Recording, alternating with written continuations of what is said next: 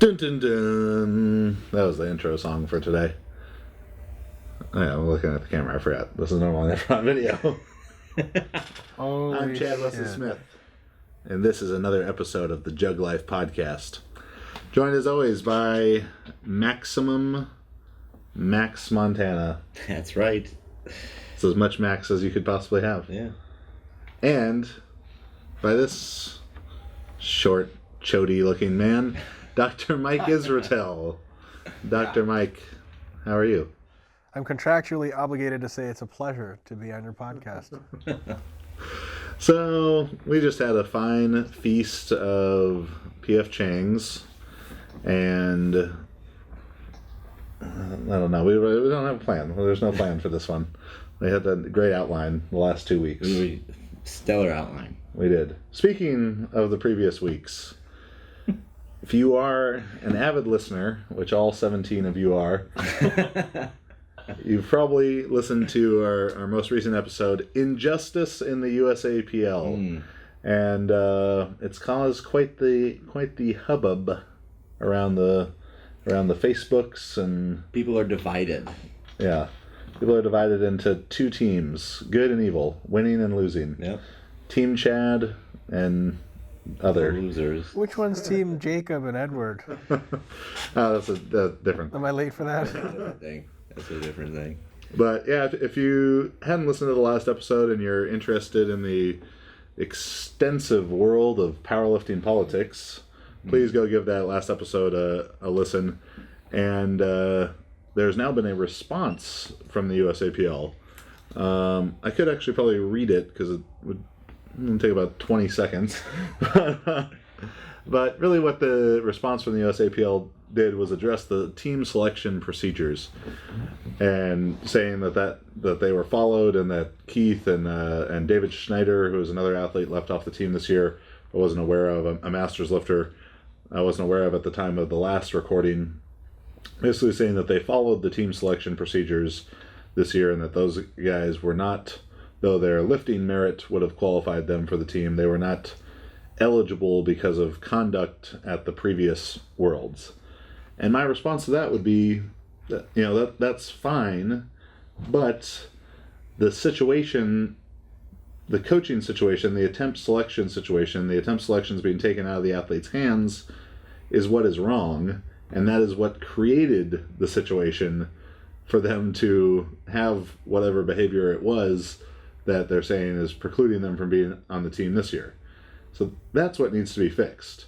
Because if you didn't tell people this is the weight you have to lift, even though you earned your own way here by your lifting merit and by your own finances to get to the meet in beautiful Killeen, Texas, they wouldn't have gotten all pissed off and gone crazy because they would have just taken the attempts they wanted. So if you want to tell them what attempts they can take, pay for them to go, and then that begs the question, why are they not being funded to go to the meets?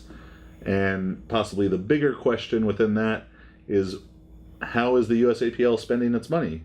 Because even by higher up USAPL state chairmen, meet directors, people who are very much in that game, in the national meetings and all that stuff, even by their own accounts, the USAPL has not been forthright in releasing their financial records, which would be a violation of their 501c3 nonprofit status. So if you are a USAPL member and you're wondering, because of listening to that podcast or for any other reason, how your money is being spent, ask them, tell them that you want to see the, budget, all that stuff, because they have to give it to you. That's part of the reason that they have the status that they have, and that's a big violation. So I'm sure that conversation will be ongoing for a bit. If you like the podcast, give me a high five at the Arnold. I'll be a very large gentleman, probably wearing a Public Enemy t-shirt. Yeah. Without a doubt. I gotta get one of those. What are the chances that you're on a hit list now? A barbell assassin. You would be profoundly easy to hit through a scope. Probably a scopeless shot. A blind man could shoot me. Also ineffectual, so it'd have to be like an elephant gun or something like that. Yeah, true. I'm sure I'm not a lot of people's favorite. Actually, I'm sure I'm not a few people's favorite in the USAPL right now. But I've got overwhelmingly positive response, even from people who I would not have expected to. There was a lot of athletes who I knew I was kind of speaking on behalf of with the rantings and the yellings last week. So I knew that they were going to be happy about it because they feel, in the same way that I felt when Marissa was left off the 2015 World Team, we felt if we spoke out about it, it was going to be, we were going to get kind of blackballed, and she was going to have to squat until her ass touched the floor and pause her benches for 10 seconds. I think there's a lot of their top athletes have felt that way, that even though they have these complaints and frustrations, that if they brought them to light and really pressed the issue, that they would fall out of favor or whatever it may be. But I'm not a member, so can't ban me. That's strategic.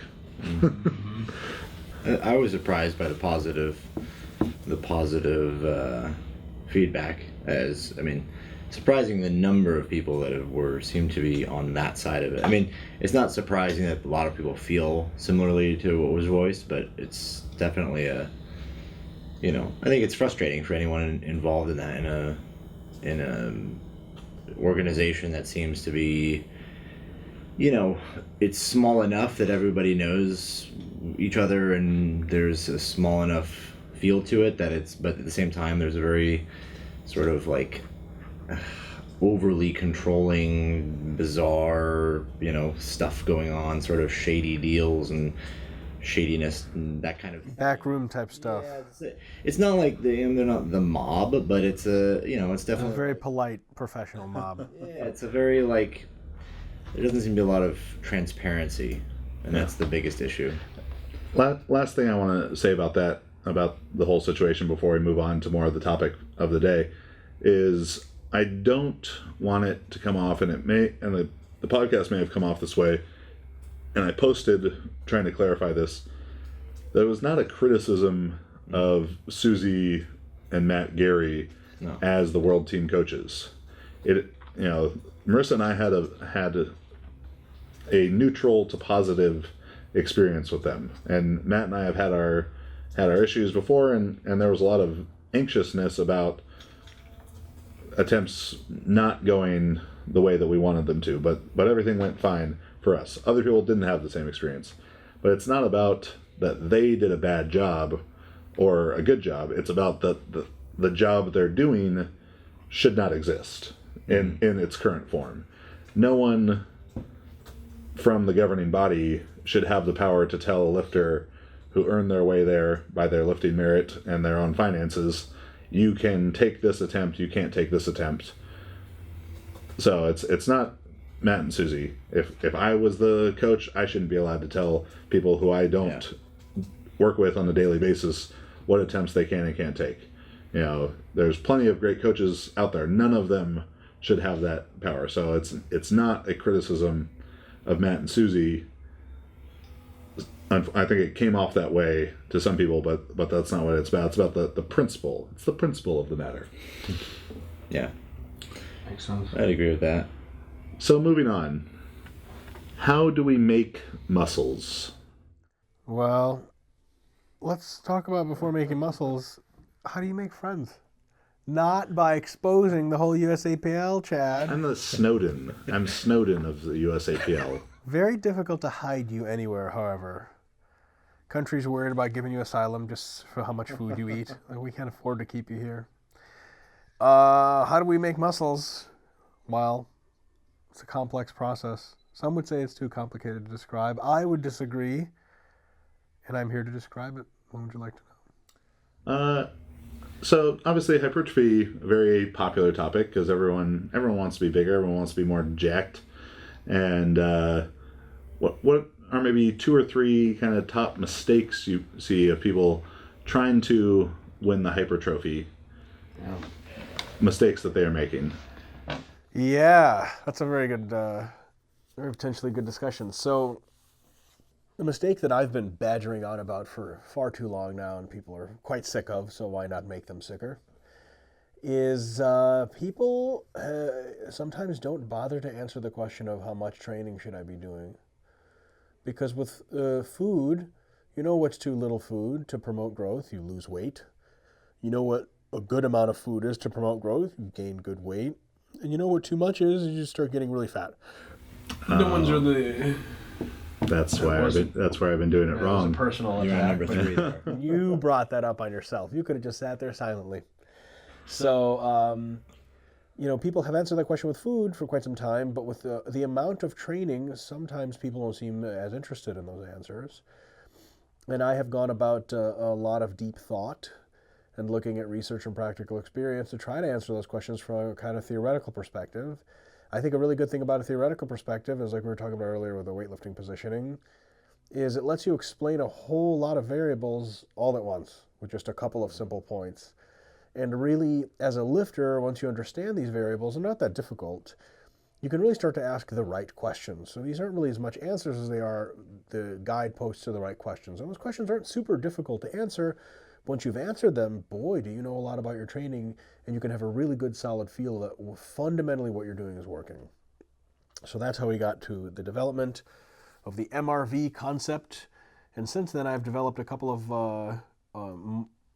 also useful concepts around that are very related, and that the concepts seek to answer the question of how much training is a good idea if muscle growth is your interest. And of course, it can be applied to other things apart from muscle growth, but since muscle growth is a passion of mine, I've done a lot of reading on the matter and of training, then I can focus in on that for the time being, because I've been putting out a lot of MRV stuff, and a lot of people are like, what about for strength training? Some of that's in our book, but further thinking about it, I have to hold off for a while.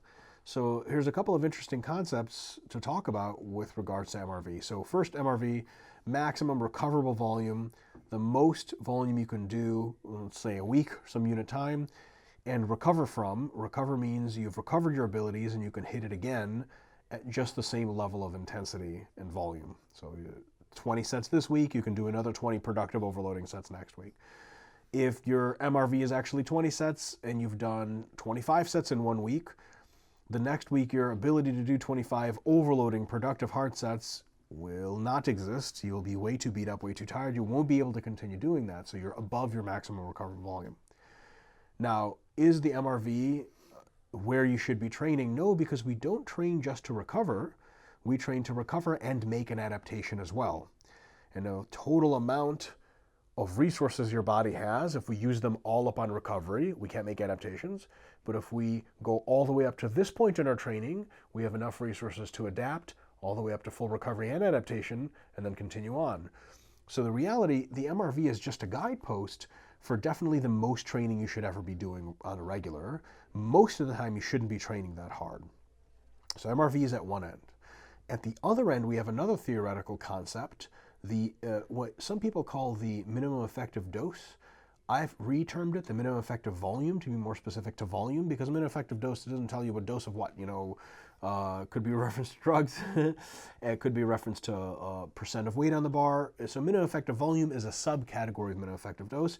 What is the least amount of volume per week that you need to hypertrophy at all? And that can be asked for total body, it can be asked per muscle group. I like to answer it per muscle group. So let's say we're training the chest. The minimum effective volume for the chest, let's say, let's put a figure on it, it's maybe about 10 sets on average for folks. So that means if you do less than 10 sets of chest per week, you're just not going to get better.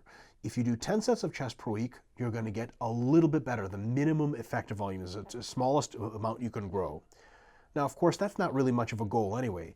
If we want to train at MRV all the time, we're just going to be training so hard that we can barely recover. We're going to be beating ourselves up for literally no benefit. So you train at MRV all the time, stupid idea. What about training? Some people say it's a good idea to train at MEV all the time, minimum effective volume.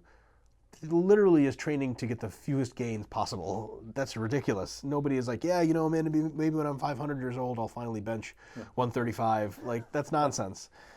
So, but here's the thing, between the minimum effective volume, so if we start at minimum effective volume, we can start cranking up our volume every week of training since then in a mesocycle. The MRV, hitting your MRV does offer some advantages if you do it once. If you hit it or go just over, you can take the benefit of a process called functional overreaching, going a bit beyond your recovery capacities for a short time, 1 or 2 weeks, usually just one.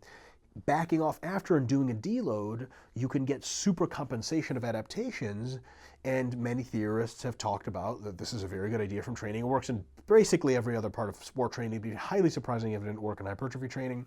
So MRV is a really good goal for the very end of your hypertrophy mesocycle. The minimum effective volume is a very good beginning, and we go 1, 2, 3, 4, 5, 6, or whatever, up, from our minimum effective volume all the way to our max recovery volume, and that is where the meat and potatoes of the mesocycle should happen. That's where all the good stuff happens. Yeah, I think that concept is really important for people to understand, and you and I, and more you, are probably the culprit of making people think so much about their MRV. That's all they think that matters, and they've lost the concept that you don't start there. You can't start there. If you do start there, every microcycle you do is 1 week long. Yeah, and then you have a one-to-one accumulation to deload paradigm. You deload half the year. It's a lot of wasted time for gains. Yeah, it has to have that progression, and with the principle of overload, which people can learn more about in our book, Scientific Principles of Strength Training, or a YouTube video featuring myself of the same title, that it has to get harder over time. Yeah. It can't just be MRV. And if you are doing that 26 sets a week and aren't dying from it, it's not really your MRV. No. Then you're just doing the same level of training and violating overload in that way. Totally. So, somewhere between, and I was asked this, a gentleman named Ian McCarthy asked me this very, very great question on his radio show. He said, why don't we just target the our best guess at what the most effective volume would be? Now, we have a term for that. So it's minimum effective volume is the least you can do and grow. MRV is the most you can do and still survive. Somewhere between those two, you'll hit your MAV, maximum adaptive volume. That is the volume at which you get the most muscle growth, defined here. The problem with targeting it is there's nothing to target. It's a floating value, and because targeting it instantly violates the overload principle. As soon as you say, let's say it's 15 sets per week, it just so happens for your chest. As soon as week 1 you do 15 sets, you get great growth. Next week, can you do 15 again? No, because you need overload. You need 17 or 18. Right.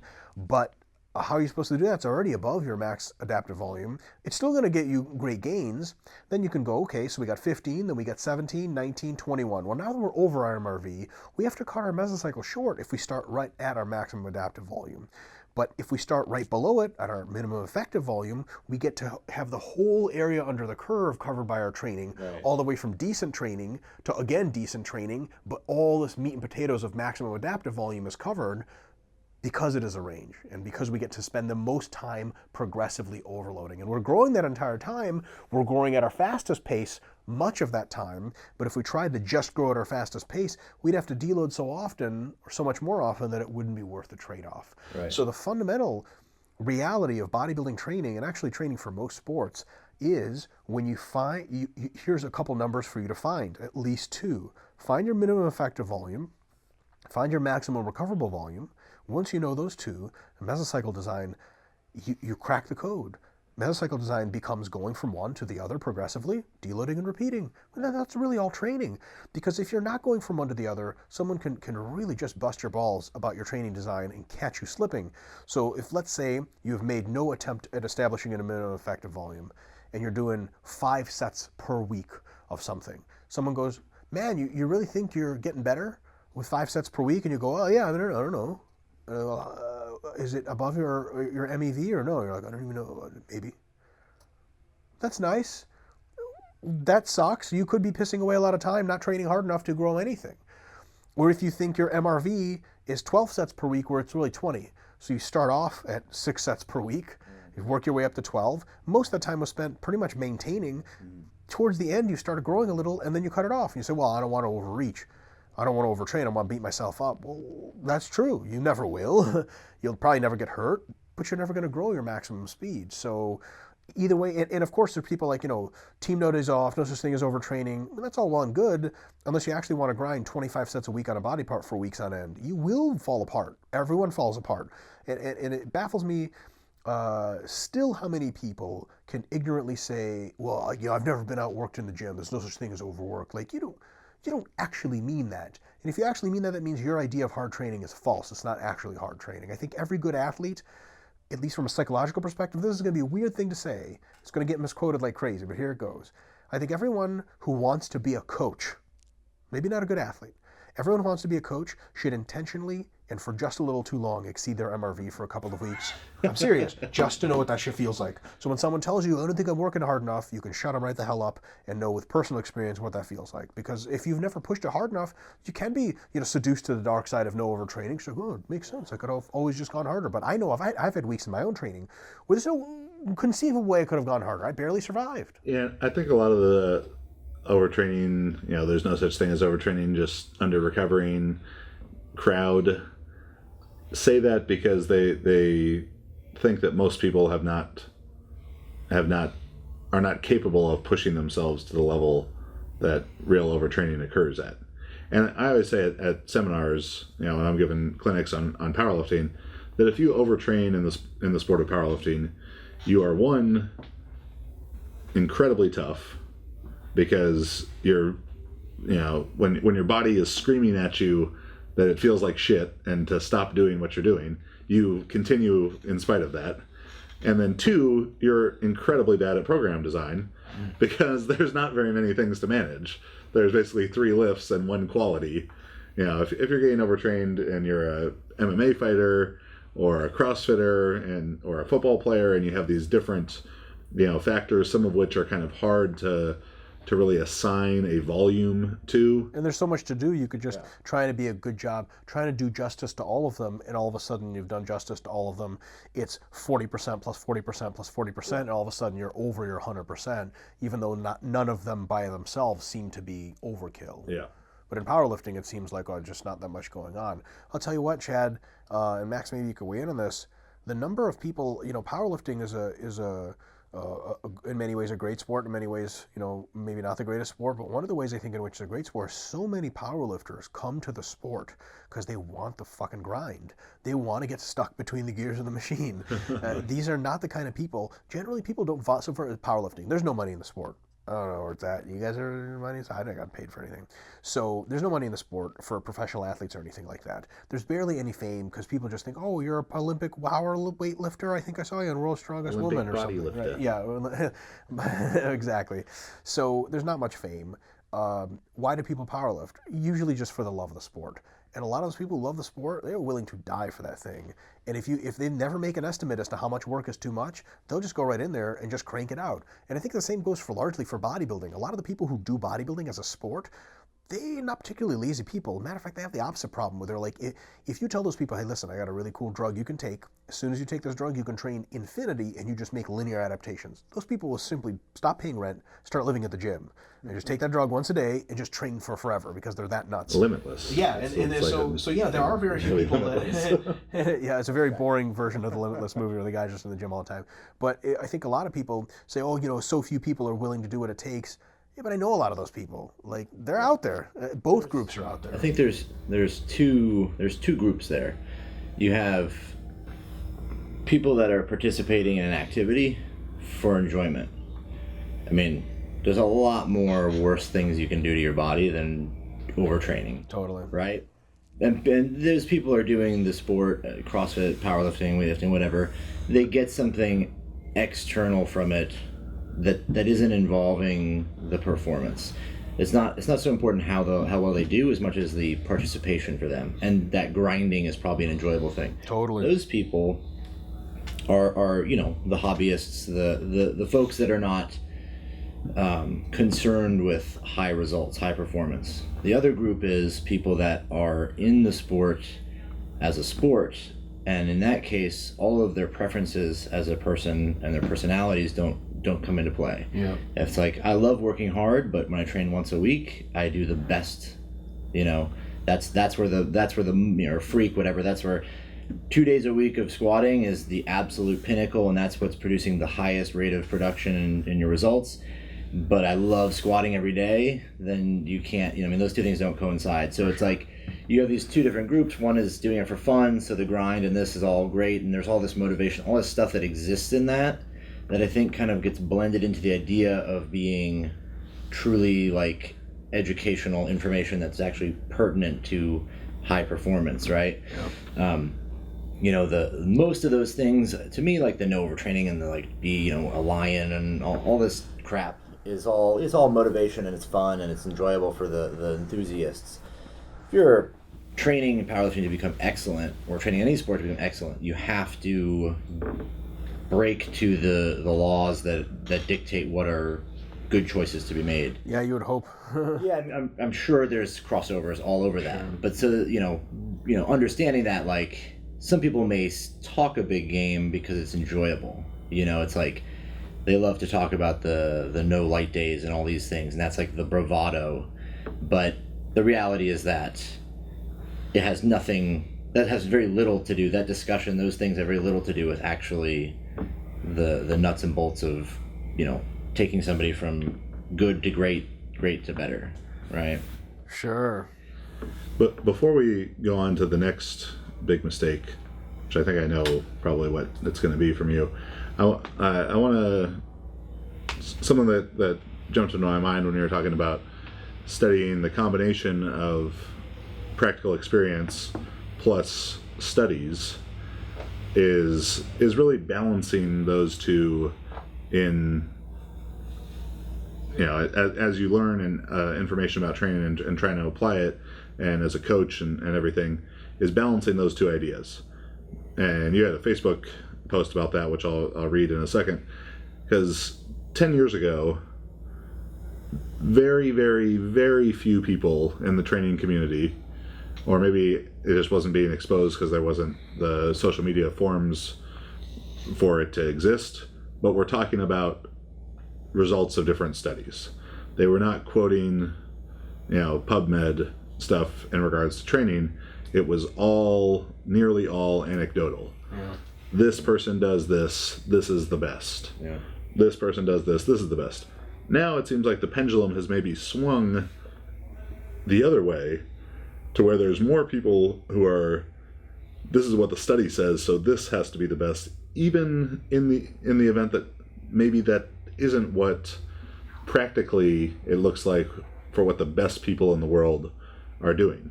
So, if you guys don't follow Mike on Facebook, you should do that. And he's always posting great stuff, and it's funny and gets people mad. And sometimes there's 7,000 comments about kettlebells. Remember that week? It was quite the week. So Mike said, if most of the biggest guys are doing something that contradicts most of the many studies done on a subject, that is a problem in need of a resolution. It might be that most studies only apply to the beginner subjects that they were conducted on, do not span a length of time that extrapolates to long-term training, or still other differences.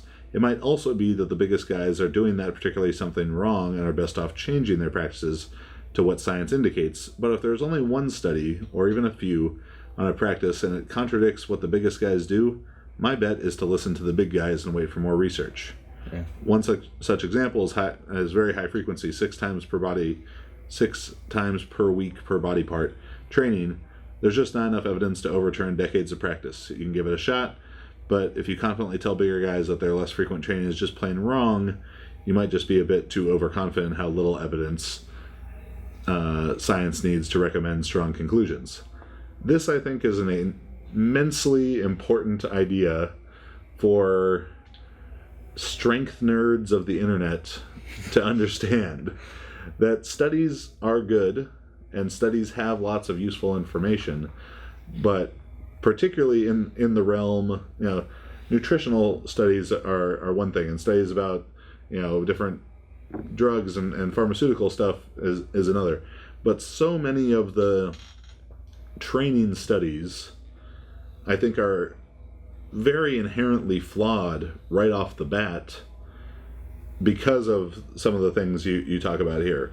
Beginner subjects, not a long enough amount of time, things like not able to account for training history, even if they say that the person's been lifting for 3 years or whatever it is. That 3 years of lifting could be so many different things. How do you control all of these different diet variables and things within it? That is there useful information to be gleaned?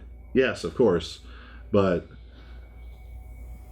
there's a lot of people out there taking it as just fact, 100% undeniable, when it needs to be taken with, if not one, many grains of salt. What do you think about this balance of the practical and the scientific? There's definitely a lot to say about it. One, the cool thing is that a lot of the nerd stuff comes in handy again to even explaining this. So there's a concept called external validity, and it's how much can you extrapolate from your study based on its own design and the subjects it used. So if I do a study on undergraduates, physical education students that have never trained, what is the external validity of that study to elite athletes or even intermediate athletes? Well, if we're talking about basic nutrition, we have a very good understanding that basic physiology and the handling of nutrients doesn't really change much between athletes of developmental status. We do have a very rich literature on the fact that training variables do change. How you respond to volume changes, intensity changes, nervous system adaptation, hypertrophy, all this stuff. The external validity of most studies on training program design is incredibly low because of that. Now, some individuals, Brad Schoenfeld and his many collaborators, have been seeking to rectify this by recruiting more advanced subjects. And they've been doing great work, oftentimes not proving the bro stuff, but showing a little bit different result than you would expect with just untrained people, as would make sense. But just a small team and not a whole lot of studies there, so not a lot to draw a ton of conclusions yet. Just very interesting things. Most of the studies are still on untrained populations. So then, if you're not abusing the concept of external validity, if you're doing justice to it, what can we as scientists say is a good thing to conclude from those studies? Well, you definitely can build some good training programs for training beginners. Nobody gives a shit about that because beginners train, just go in, fuck around for a while, you still get strong, so nobody cares. What you can really do is establish and derive basic physiological rules. How do muscles respond to training? What is just basically good idea, bad idea to do. But when you get into more specifics, especially of specific program design, those studies do not speak to that whatsoever. So time to bring up the sort of elephant in the room on that. Chad, you're gigantic and resemble an elephant, and you're in the room. So there's a gentleman doing some research and some interpretation of research. I'm going to unfortunately butcher his name, Jeremy Lownecki. I'm not sure if you say the E or not. Cool last name, very, very nice, very fancy. I guess it's impronounceable as mine, so I can't be a hypocrite on that one. But, he's obviously a very, very smart guy and has experience in strength sport himself. And you can tell he's a very deep thinker about the subject of strength and hypertrophy. However, some of the stuff he's been saying lately has been almost a classic example of derivation of recommendations for all lifters or intermediate or advanced lifters from these very externally invalid beginner studies. One of the studies that he cited recently was they measured hypertrophy outcomes from a training block and measured neural alterations and concluded that neural alterations contribute almost exclusively to strength performance. The hypertrophy change was minimal, so obviously his conclusion was that hypertrophy in adult males, hypertrophy over the time span of a career doesn't really contribute much to strength, and that it's almost all neural adaptations. And from that he derives his general recommendation of exceedingly low volume lifting that is exceedingly specific, lots of 1RMs, actually not that many of them, just train the nervous system, because in his view hypertrophy doesn't really contribute much to force production. Now, so if my memory serves me well, that particular study was 3 weeks long. That's it? That's 3 weeks long. And now we know from a lot of other research that in the first 3 weeks of training, it's so overloading that hypertrophy probably doesn't occur because you're over their MRV to begin with. And for a variety of other factors, your muscle fibers start to shift in the directionality instead of hypertrophying a lot, because it's just gigantic shock to them. And neural alterations, particularly of technique, predominate in the first several weeks of training. So we already knew that. The study contributes very little to anything new. So just when we knew people already weren't growing like they later do in a phase, 4, 6, 8 weeks later, you start to really catch a lot of evidence of growth. The conclusion from that is that growth isn't a big part of the lifting process and doesn't contribute. My God, it's very difficult to caricature that interpretation into something more ridiculous than it really is. And of course, and now that that hypothesis that adult onset muscularity gained from training, as opposed to just being a big guy when you're 18, in his view, doesn't contribute much to the explained differences in strength. Of course, the easiest refutation of that is why we have weight classes. But then you come back and say, well, those guys were big to begin with. The next easiest refutation is, how does muscle that is earned genetically any different in its functionality than muscle that has grown? It doesn't seem to be. Still attaches the same place, still pulls. So that's almost the ultimate interpretation of how you can take beginner studies and just a very poor application of external validity and conclude something that's just almost laughable.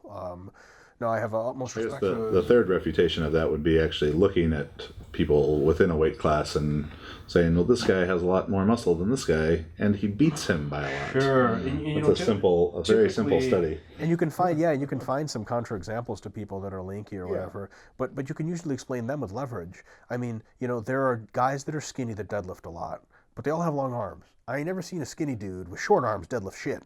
Matter of fact, they don't do anything.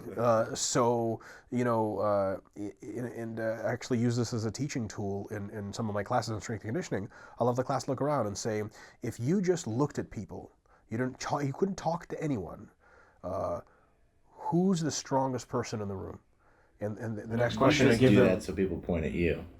Oh yeah. Oh yeah. Yeah, you do. And I don't even just do that. I walk out and I pull my shirt off and I flex a little bit and I'm like, who is the strongest of them all? Who is it, guys? Classroom in the hall. Who's the strongest of them all? Okay. They get really confused. Some people start crying. Some run away. Usually the correct answer is, so the question is supposed to answer, what is the most fundamental underlying causative factor of strength? And the answer to that is cross-sectional area of the musculature, period. Because how big your muscle is the number one is the number one contributor of strength. And I ask them, I get people on this because people try to get clever, at this high-level undergrad course or a master's class. You say, can you just, if you look at around the room, can you tell? Or you say, what's the number one, factor for strength? They say, neural efficiency or, also technique or something like that. And I'm like, okay, how about this? Just look around the room. If you had nothing to go on, who do you think would be the strongest person? They'd be like, the biggest person. And I'm like, is that always correct? They're like, no. Is that mostly correct? Yes. You ever tell them that technique is a crutch for the talentless? That'd be so smack. That is one hell of a quote.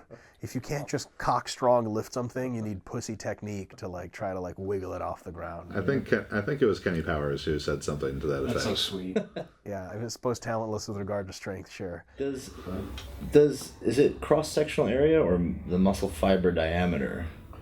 I can't tell if you're trolling me. No, are those two different things? One implies the other. It's essentially the same thing. So, right. So as long as the muscle fiber diameter is increased, the cross-sectional area. Every time, yeah.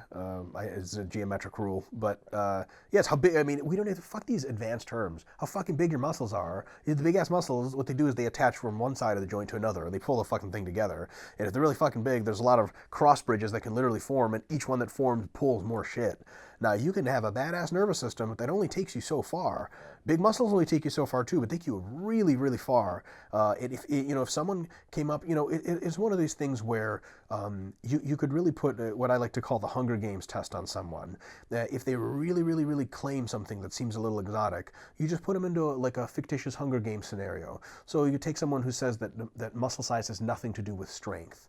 You say, okay, you got a no holds barred, no technique fight coming up.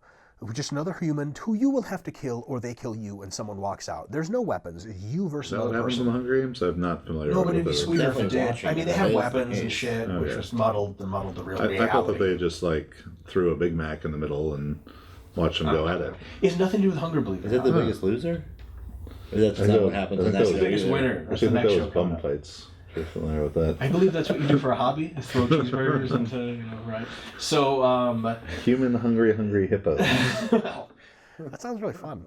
So no, so you're prepping for just a death match with your bare hands, where we can test two hypotheses. Some people, particularly in my adopted world of combat sport, will say, I've literally been involved in internet debates with individuals who have been training, for example, kickboxing for a long time, who will say that that strength has nothing to do with striking. I've heard this. It has nothing to do with combat, and it's all technique. And I've heard people in jiu-jitsu say, it's all technique. It doesn't have anything to do with strength.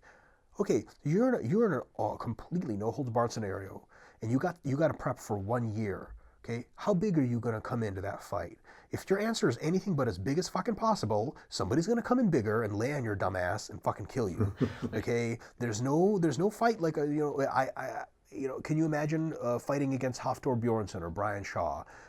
How much technique do they need? Especially not after, did you see that? The muscle clean. That muscle clean and 195 push muscle press? clean. I mean, you could just pull your limbs off or he something. He looked particularly large even for him I think there. he's peaking for the Arnold, because the Arnold's just pure strength. There's no endurance component. He's a big man. It's nonsense big. But it's one of those situations where if you really... So let's put it a very, very gentle Hunger Games. It's a max lifting contest coming up, not to do with your namesake. Sorry about that. Maximum lifting contest. So the max lifting contest for $1 million for every pound that you lift. For every time we can lift max. Sweet. It's a max lifting contest. Where are we lifting from farther away to closer to us? More intimacy? Close as you can get. I don't need to be paid for that sort of thing. So, if you're going to be as strong as possible in a year, how much should you weigh? All of it?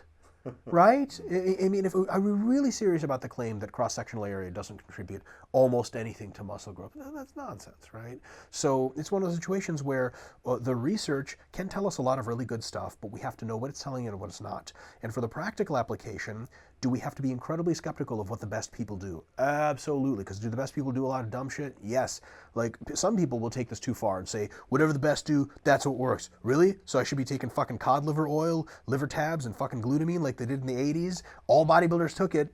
Did dick back then, does dick now. Right? That's not a good idea. But if all the lifters do, 99% of them do the same thing, it at least has to be very serious concern to you as to why they do that. You have to do your best to think, okay, what theoretical implications are there? For example, like how long it takes for fatigue to degrade with really large musculature. Maybe that's one. You can't just be like, it's just dumb shit. That's all drugs and genetics at the elite level.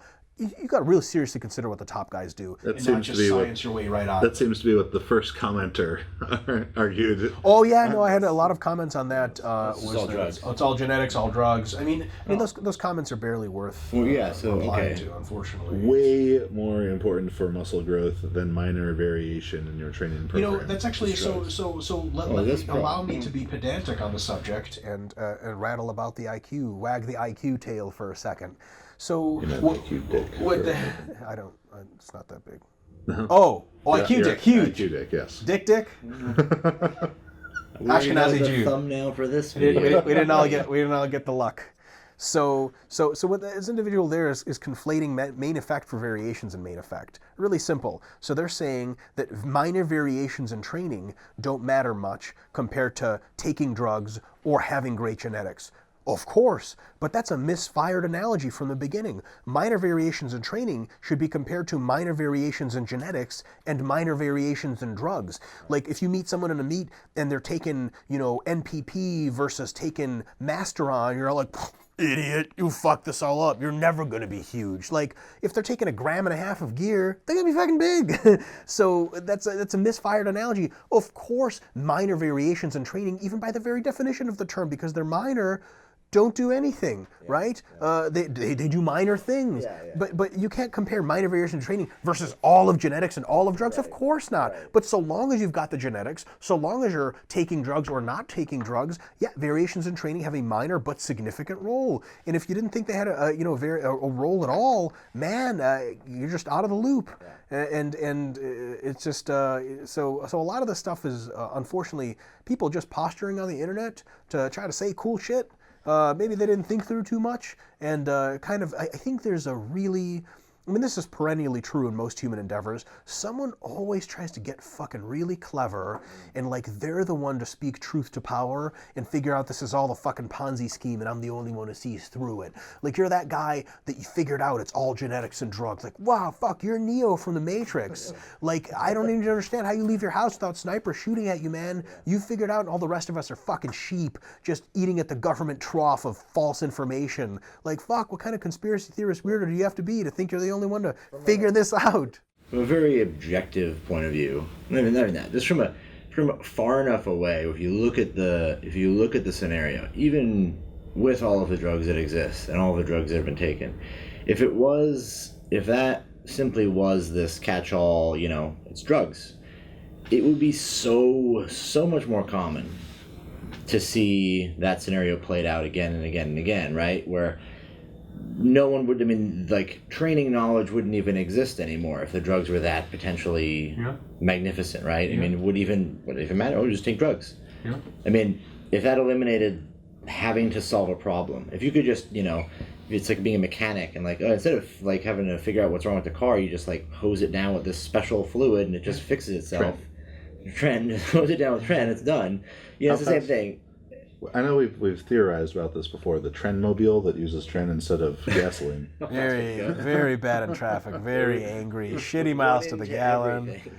Yeah, impervious to attack, but breaks down on itself. Mere years later, cardiac infarction. But it's the idea is just preposterous because it's such a simple you could also just be well, it's barbells. They just lifted weights the whole time. I guess in theory, that's true. They just worked out a lot. You right? If you look, that guy's huge because he worked out all the time.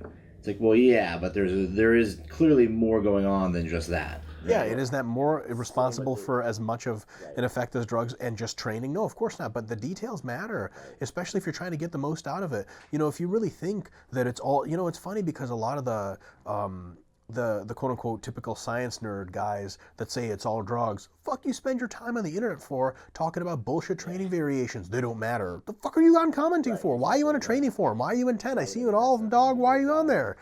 Get out. You're wasting your time. Either shoot up or get the fuck out. If it really is all that matters. The funniest thing about this is, this is not a subject on which we can speak entirely clearly, obviously because of the legality of drugs in the United States, etc.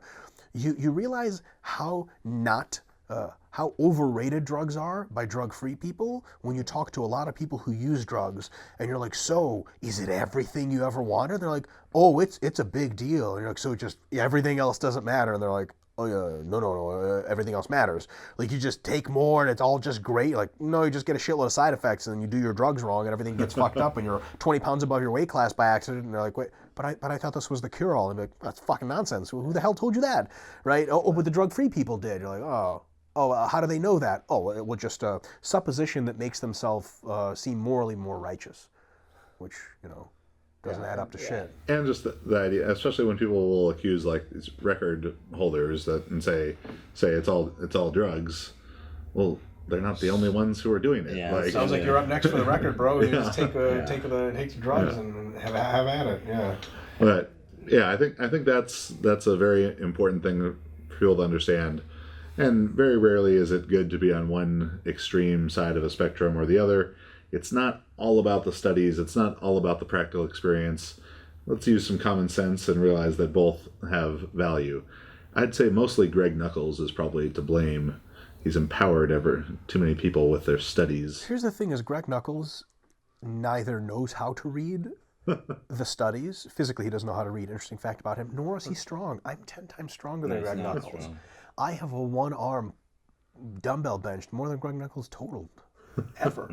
And Greg Nuckols has been tested a variety of times to be... It's an IQ test. An IQ test to be, what is it, it's barely below middle school level. He barely got into school. Passing a drug test. Oh, he's never passed the drug test. Are you kidding me? Greg Nuckols, I know I said he can't read, but he chemically brilliant. He invented all drugs. Greg Nuckols is the drug kingpin. So I blame him actually for everything. Yeah, Greg's He's no good. He's a con artist. He really is. He's a guy. Is he even a real boss. person? I don't know. Because there's someone on an Instagram account posting all these pictures and stuff. I have met a very interestingly designed android who looks a lot, like behaves like Greg Knuckles, but is Greg Knuckles actually real? It's like a big lawn gnome. Yeah, he actually is kind of a big one. Oh, Greg. Greg's a great guy. Yeah, we love I you, like Greg. Greg. The compulsory, that was a joke Hey, stuff. Greg. No, Yeah. I'll leave that out there's a there. lot of I people believe that- all those things. So getting back to the idea of big mistakes in muscle building, was there another mistake that you were going to talk about? I don't know, man. I mean, I'd for sure like to reiterate the fact that knowing how much you train, finding what works for you is a good idea. And here's another one just to really shoot off mistakes. So you know there's something called a minimum effective volume. You know there's something called a maximum recover volume theoretically. The next one is to not try to chase your training partners or people on YouTube for theirs, because you could say a guy says, for me 15 to 20 sets of arms works great for a week. Yeah, but that guy, and this is something that Brett Contreras and James Krieger, a couple of really smart guys, just wrote a really great article on, is the individual variation in training studies. So even with beginners, even advanced, intermediate, doesn't matter. When you say, okay, the average sets per week that people benefited from in this study was 15, there are some people in that group that got their best growth from 5, very few.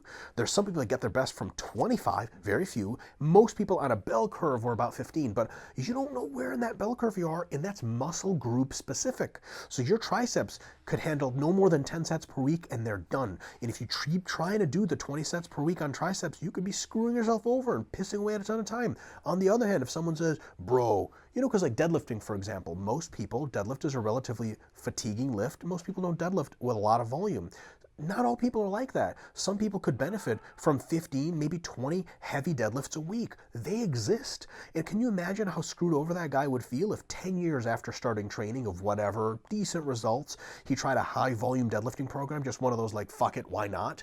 And put 100 pounds on his deadlift. He'd be like, well, that's a fucking waste of 10 years under training. And people are like, yeah, deadlift really beats you up. And for 10 years, whenever anyone said that, that guy was like, I don't really ever feel beat up. They're like, no, trust me, don't go any higher. Find your own minimum effective volume, find your own MRV. Those change over time. They change based on how fatigued you are, et cetera, et cetera. Train for what you know. And don't let anyone come in and tell you, it's not enough or that's too much. As long as you're thinking about things, as long as you're reading, as long as you're observing your own body's responses, you're in charge of your own training. And somebody else coming in and telling you, like, you're fucking pussy, you don't train enough, or you fucking crazy, you're going to die doing that. Well, if you have every sign of recovery and you're making great gains, are you really overtraining? Of course you're not fucking overtraining. If you can barely feel anything and the one time you did double, you still didn't feel anything, and someone's like, no, bro, you got to back off. You got to take care of yourself. So the other big fallacy, one fallacy is not knowing that those numbers exist and just training like whatever. The other one is just trying to chase someone else and seeing how they train. And I swear to God, too many people still think that advanced athletes are like a cheat sheet of shit you should do. Advanced athletes are incredible learning opportunities if you know what to look for, but they can also be incredibly illusory if you're a copy monkey instead of just trying to gain deep insight. The real question about advanced athletes is you first of all, you look at a lot of them. Don't ever look at one, because there's a lot of fucking weird people out there. I'm sitting in front of one. How do I get knees the size of an elephant's? That'd be a really good question they ask about you. So Nibola. Just information. When he was talking about the overtraining the triceps, I was thinking about the cousin of Nibola, Elbola. That's a deadly disease. You get that on bench press sometimes. Yeah. So, if you want to learn from advanced guys, look at a lot of what most of them are doing. Then you can have some commonalities, right? And in addition to that, try to ask why they are doing those things. Not just, okay, what are they doing? I got to do that. It doesn't work like that. I think from for people listening to that are coaches or aspiring coaches or writing their own training, it's the what you talk about. We talk about the mean effective or the lowest effective volume, right? Maximum recoverable, and then there's the MAV. Mm-hmm. This is super, super important stuff because it gives you this excellent foundation to draw a map initially, because you're not going to get it right the first time. You're not going to hit the nail on the head. And it's not so much a matter of hitting the nail on the head. It's just a matter of establishing, here's the boundaries we're functioning in, we're operating in, and we know what parameters now, training block to training block, mesocycle to mesocycle, training cycle to cycle. How do we manipulate these factors, and what are we pushing towards and moving away from? How does this look? So those are like they're really simple concepts. If they seem confusing, they are very simple concepts, right? Very There's simple. a certain amount of work you have to do to get better. Yep. There's a certain amount of work that you can do physically before you, I guess, cannot do any more work or get hurt or Can't die. do any more productive. You're Right. too And fucked then up to do any more. There's a point in there where there's a maximum amount of productive work that can be done, in which case you're going to recover and adapt to. Finding these boundaries and adjusting this for your athletes, adjusting it for yourself, whatever it is, those factors, that practical tool there is humongous for being able to train properly. Because really, there isn't, other than people having a guy's program, so-and-so's program from 1972 when he did this many sets, this many reps, and it's a great program, do it. There isn't really a good, here's a physical guide, an actual tool that can be used on 20 different people, 20 different ways to get excellent answers for the training process. So I think just from a practical standpoint for people that are interested in that, it's very, very important to understand these principles first, and you can draw programs up from this infinitely and become better and better and better at those and dial them in more and more and more to each athlete. I mean, can you imagine trying to program without principles? None of the three of us know how that works, but we've all been the victims of such I programming. think that's most people. I think that's most people start in a place where they don't conceive of the principles.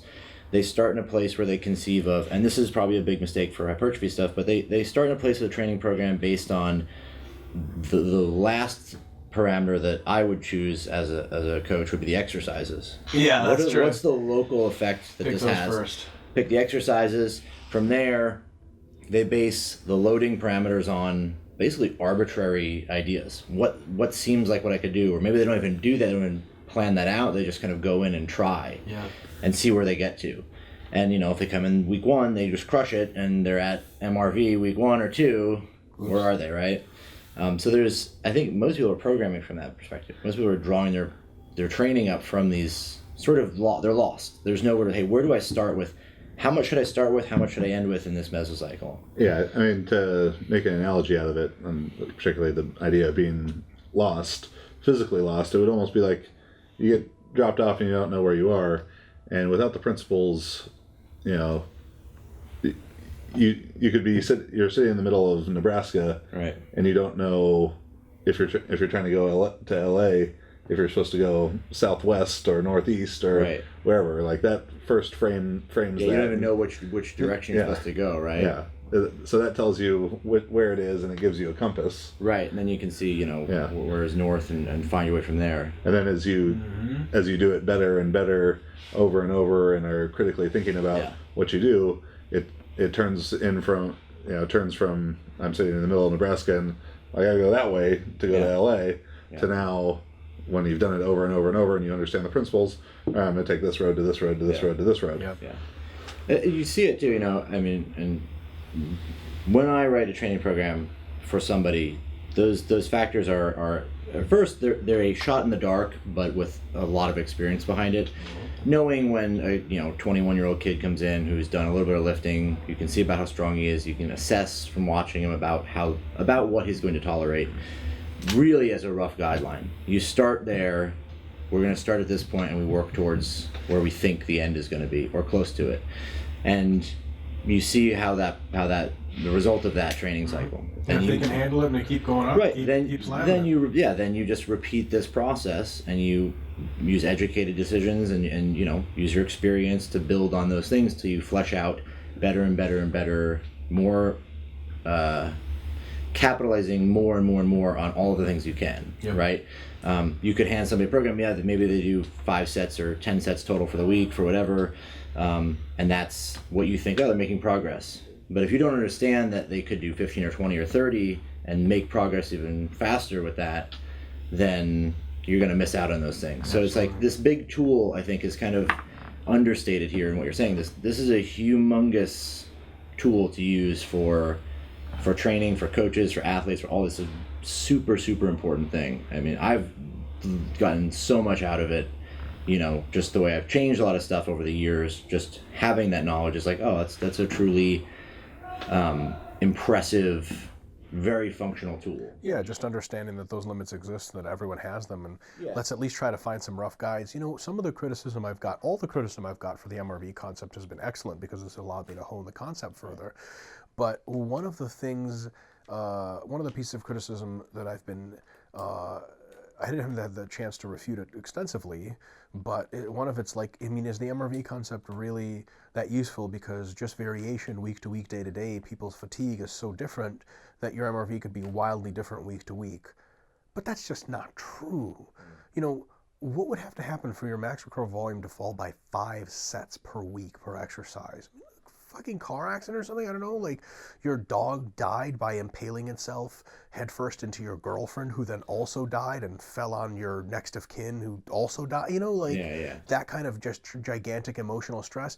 So, and let's say it varies plus or minus 5. An MRV of 20 plus or minus 5 is very different from an MRV of 10 plus or minus 5. You got to know your general range. So Chad, for example, you do a lot of online coaching, right?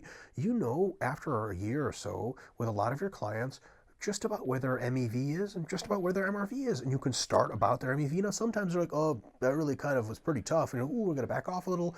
But you're not wildly off anymore. Yeah. And a lot of people never go about trying to figure out their general values. Right. Like for me, I know for all of my muscles what my general values are, so I don't have to fuck around anymore, because I spent half my career, half my trying to get big, just doing mistakes on those grounds. At least you can give yourself a good starting point, and then of course you auto-regulate from there. But that's very different from just being like, people say like, well, I just go by feel. So that means if 50% of the time you either start way too high or way too low, that's dumb. Why not 20% of the time start way too high or way too low, 80% of the time start at least in the right area, give yourself a big advantage. Yeah, and for the people who are coaches out there and stuff, understanding how kind of being able to generally categorize your athletes, beginner, intermediate, advanced, small, medium, big, in their level of qualification, and these different factors, and the scientific principles of strength training chapter on individual differences, and my video on the same thing, we get into a lot of that. But that's going to be able to inform your initial guess or hypothesis about what's going to be the right amount of training for that person pretty well, because everyone is a special snowflake, but they ain't that special a snowflake. You're special in predictable ways. Yeah, like you're probably special within this range of specialness. Once you've obviated for a level of advancement, body size and strength, or how long you've been doing the sport, the MRV variation closes. And then we're talking about 4 sets total, plus or minus. Then you get a feel for the lifter. If it's you, then you know how you feel. Then you can close it in another 2 sets. And of course, good days, bad days, good weeks, bad weeks fluctuate here, but they don't fluctuate like this. And people say, well, you just go by feel. Man, you're just wrong a lot then, Unless your by feel means plus or minus 1 or 2 sets. Right, then damn, pretty good. Then you're talking about just very experienced. Yeah, because I would say that I do go by feel to that degree. But when you start your blocks, you don't start just by feel. You start by, I know where to start, and then you go by feel. Yeah, we got the outline, and then it's all... So I basically did the same program, 4 meets in a row, minus whatever intra-session changes happened because of how it was going. For sure. Plus 10 more pounds, minus 10 pounds, plus a set, minus a set, kind of thing, but very minimal. It's also like the principle of max recoverable volume. We could change volume to whatever we want. This concept as a tool applies to a lot of things in training. Right, in both, you talk about hypertrophy, and this side we're talking about volume. There's other things that apply in that same sense of having a tool that allows you to assess. You start in place, you record. It allows you to assess what's going on, and allows you to have a roadmap as to where does this start. Right, a lot of times very much different than maximum recoverable volume, but like you could look at the technical aspects of lifting.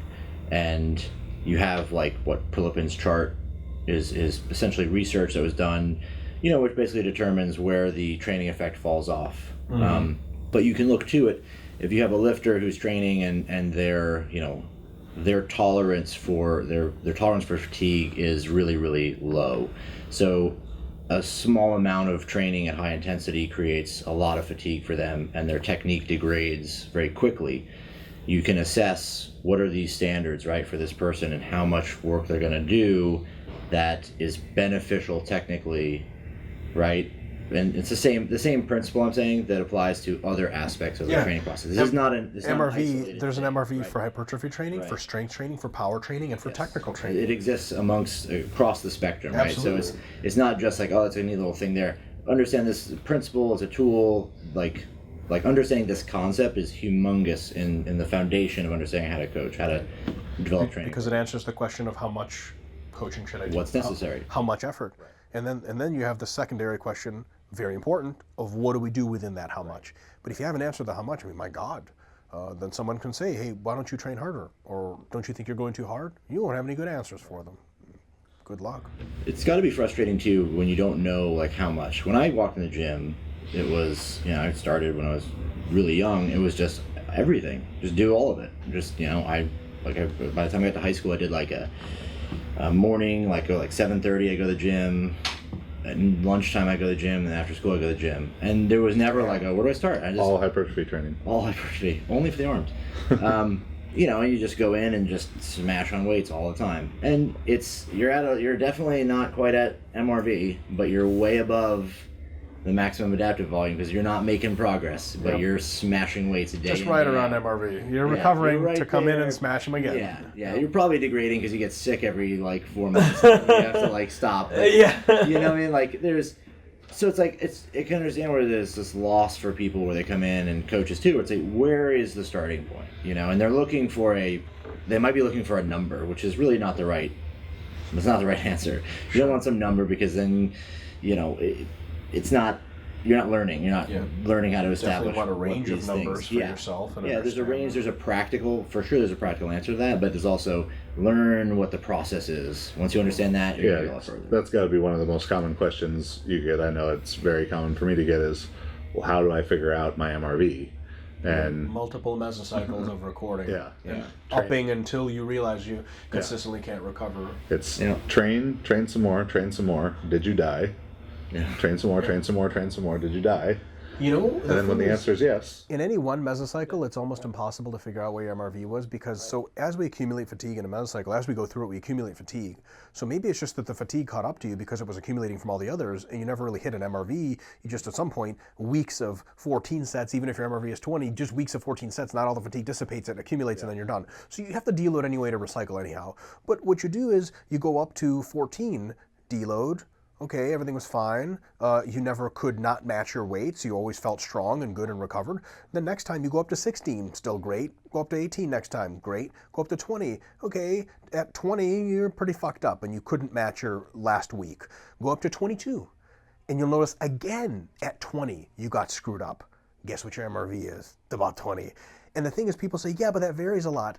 Ooh, it varies a little bit. But you will, if you try, if you think your MRV is infinity, or if you think it's 30 when it's really 20, every time you hit around 18 to 22 or 16 to 24, depending on how awesome or not awesome of a week you're having, you will fucking pay for it. I have tried numerous times to pass my MRV in pretty much every body part. And every time they're like, nope, I'm curling 95 for 10s one week. The next week I'm curling 100 for 6s.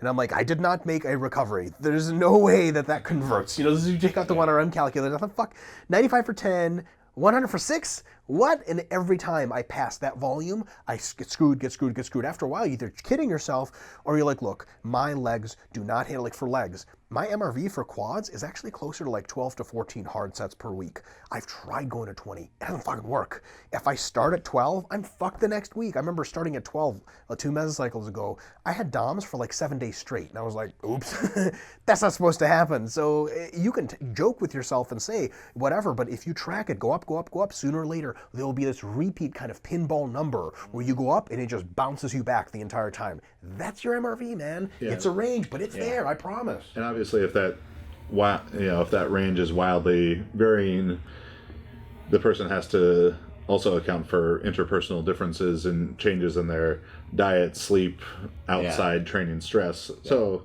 make sure that you guys are are tracking those, or at least being conscious of those as well. So I think a lot of great discussion there about making muscles. Can I say one more thing about that? Okay, if Really you must. quick. I must. Chad, you bring up an excellent point, and I would like to say it in a meaner way than you did, because that's really why I'm here. People will say, but doesn't MRV fluctuate too much because of how well you're eating and sleeping and stuff like that to be useful? Answer, if it is, you're too fucked up to train normally. You got to handle your life, get your diet in order, get your sleep in order, get your relationships in order so that it doesn't fluctuate too much. You know you'll benefit from tracking your MRV when it's stable enough to track. If it's not stable enough to track, you're making a joke of an attempt at lifting anyway. Like, yeah, I had a great week last week, then I divorced my dog and wife and girlfriend at the same time, and I got into a car accident because... Can't divorce your girlfriend. I managed. You can't divorce your dog either. Girlfriend was the one that bothered you the You can most marry a about that? dog, but I don't think you can marry a girlfriend. You can't A lot of be things- your girlfriend anymore. A lot of things go these days. Yeah. Marry your Really- dog? really A dog can't lost us sign on that that one. fucking marriage. Anyway. Haven't you seen when dogs make agreements like that? They put their paw Oh, on the ink that pad. is so adorable. Yeah. That's true. Yeah. But you have to do the for them anyway, so the legalities aside. Right, someone's like, yeah, man, but I totally fell off the face of the earth and it was a shitty week.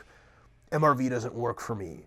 Nothing fucking works for you. You're not even training. Who gives a shit? Like, well, I didn't train last week and then I came back. What's my MRV like? It doesn't matter. NA. That's what you fill out on the MRV form. So when people say, TBD. yeah, exactly, TBD, or never to be decided, if A vicious MRV... case of TBD. Yeah, like that's right. The athletes that benefit the most out of tracking these kinds of variables, true sports science is only born when you have a stability in your life and training and eating that allows the minute variables to be tracked. If you are not a candidate for sports science, don't say it doesn't work. You suck. Okay, your life's too fucked up and you don't give a shit enough about training to stabilize everything. Sports science works really well when you calm the hell down and do everything right. If you're Mr. Bulgarian, if you live in a Bulgarian training hall and you get... He doesn't like that. The song is fun. The song is good. Anyways, Yeah. If you live in a training hall, if you live in a weightlifting training hall, and all your meals and stuff and your sleep is tended to you, boy, does your MRV not vary. It's the same all the time, unless your genetics are varying wildly. That's it, right? So if you really want to know how can I make my MRV more stable and useful, to me, make sure you get everything right. Stabilize your life. People say, oh, well, I have a job, this and that. You can live a really stable life. You live in a free country of the world. People say, oh, my life's all like crazy. It's not that crazy, okay? You drive to work, you drive home, you pack all your meals to go to work. They don't surprise you at work with stabbings or something, unless you work at Juggernaut, and then maybe. Depends on whether you don't know what's coming through those doors. Exactly. Mike, we'll be seeing you again in a short time in New York. Is that a stabbing threat? No. Oh, Not at Maybe. all. yeah, that's Watch your right. back. We'll be seeing Well. you soon. Yeah. You want to give a 10-second preview of what you're going to talk about? A lot of swearing. I can't swear that much in 10 seconds. Are we allowed to swear at the New York thing? Of course. Excellent. Yeah. Then go. Fuck, I gotta rewrite my whole presentation. Insert fuck. What is the exact date of that? February 4th. February 4th, myself, Wesley, Dr. James Hoffman, Dr. Quinn is going to be there, and Dr. Max. the resident Non-doctor. non-Bulgarian, non-doctor, weightlifting coach extraordinaire, Max Ada will be there. And it's going to be a whole day, right? All day. All day of learning a ton of shit. We're really good about answering questions in person. I am much shorter than I seem in real life. I am significantly uglier, if that's possible. Not remotely jacked. This is all camera muscles. But I still know some shit. So I promise it's going to be a whole lot of fun, and we're going to learn a ton of shit. So come through. If you're sensitive, especially to swearing, don't come. Come with an open mind. Yeah. Nutrition, too. Mike's going to be talking about nutrition. Oh, yeah, lots about nutrition, how to get jacked. I take a ton of questions, advanced stuff, no holds barred. It's going to be sweet, man. I love the in-person seminars are really great because we can really open up and we kind of get a feel for the crowd and what people want to talk about, and we just get going There's on going to be a that. lot of crowd to get a feel for. The Q&A portions could become Do extra people come? How many people are coming? How many people are already registered, if you don't mind me asking? 220. Oh boy! Well, come join the party. I'll be getting a feel for all of you, if you know what I mean. Little Jewish professor, let me get my hands on you. Hey. It is But right down to 200. It's all talking, so there's unlimited amount of people. There's no feeling. No, I was feelings and promised stuff's the next feeling. day. Oh, I see. But yeah, Juggernaut Performance Summit. I think there's we could take up to 250 people. It's not going to be recorded or anything like that. So if you want to hear it, you got to go to it. There's 20, 30 spots left. Max and I will be presenting together, like a tag team, That's like awkward. a tag team interview. Weird. You wear a tuxedo? Yeah. No ketchup and onion farts though in the middle of it. We will be presenting together on programming, so you'll be able to see how the principles apply both to powerlifting and weightlifting with practical examples for each side.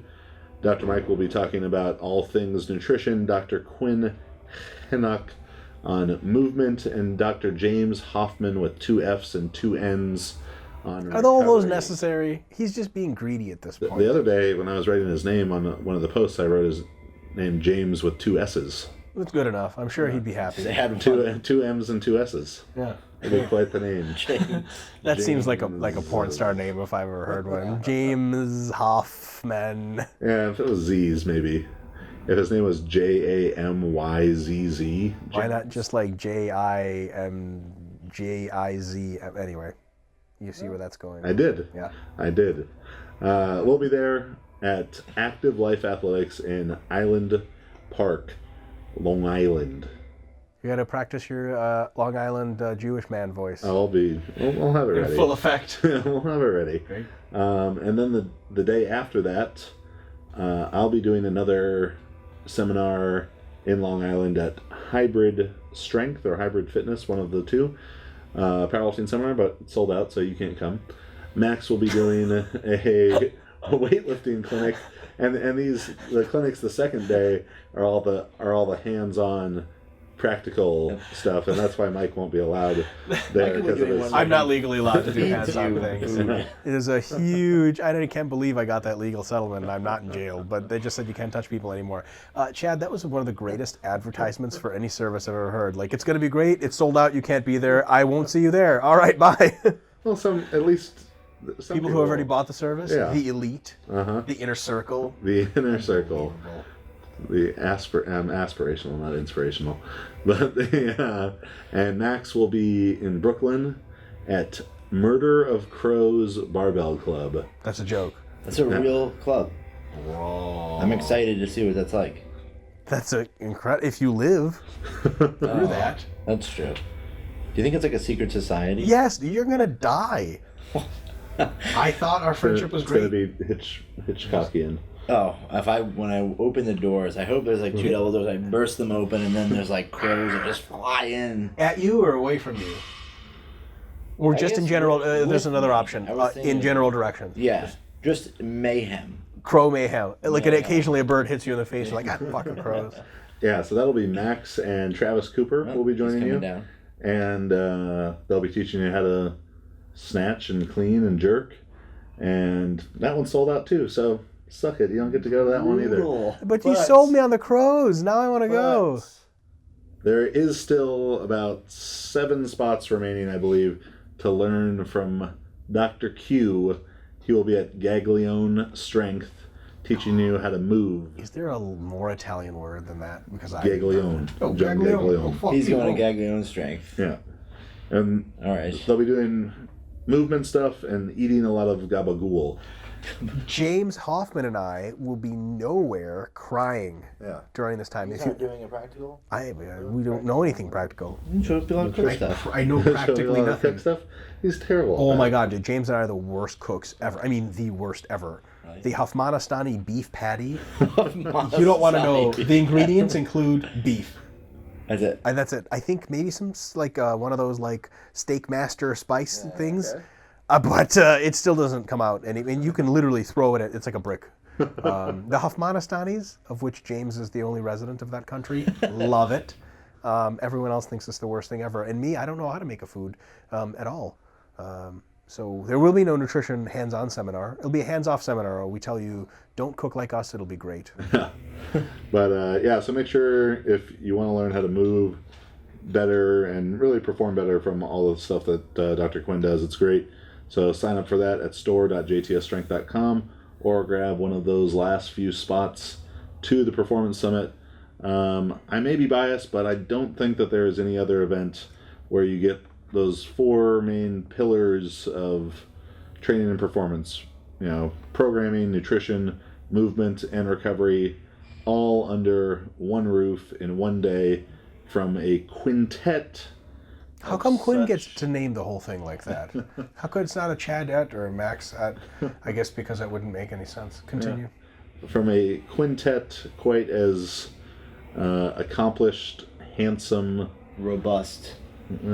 Quinn does all the handsomeness, let's be honest. He does look a lot like James Franco, but Max looks a lot like Seth Rogen.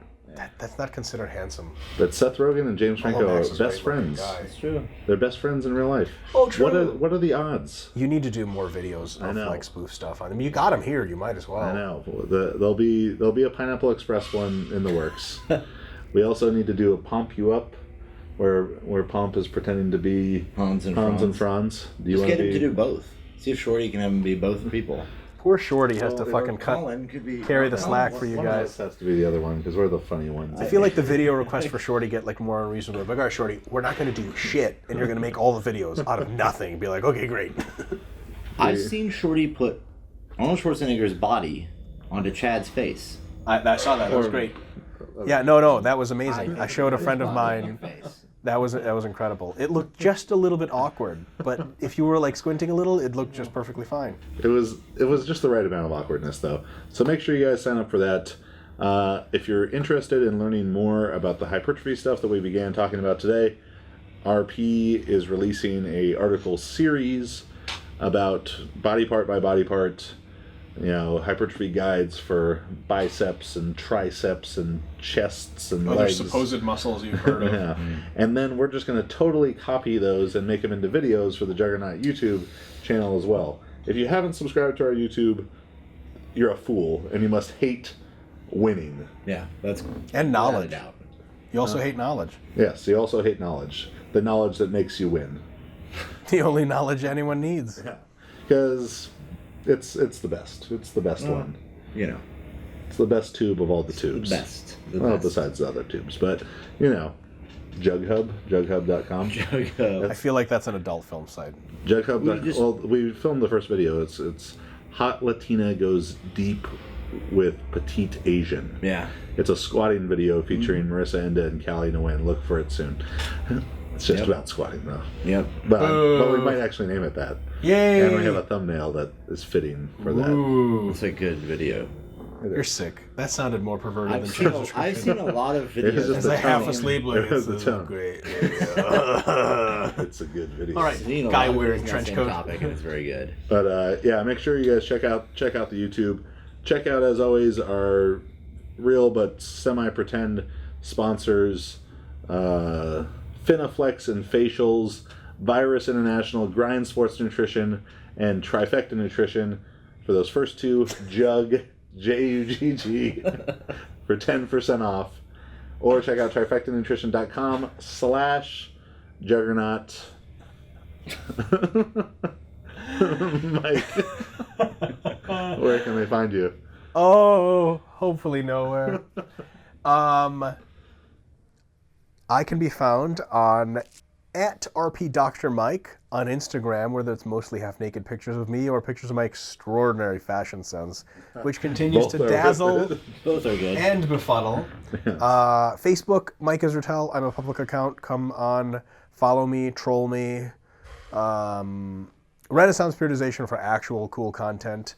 RenaissancePeriodization.com. And @RPStrength Renaissance, we have over 100,000 subscribers and a lot of considerably attractive-looking people. Dr. Spencer Nadolsky has described Renaissance's Instagram handle or Instagram channel as How many G's were in that? Oh, many, very many. Yeah, I'm only paraphrasing. He simply wrote this. I voiced it. So come check us out, and we'll have a grand old time of getting fitter the science way. You can find me, Max_Ada on Instagram, on Facebook, or possibly in the meat section at Target. I'm Chad Wesley Smith, at Chad Wesley Smith, and at Juggernaut Train on Facebook and Instagram, filling up your news feed all day. This has been the JuggLife podcast. If you liked it, go give us a 5-star rating on iTunes. Even write something nice about it. I go on there and read those if I'm feeling down, so Which is always. you could improve my day. And if you didn't like it, well, just go listen to something else and don't bother us on there. Thank you for listening. Talk to you next week.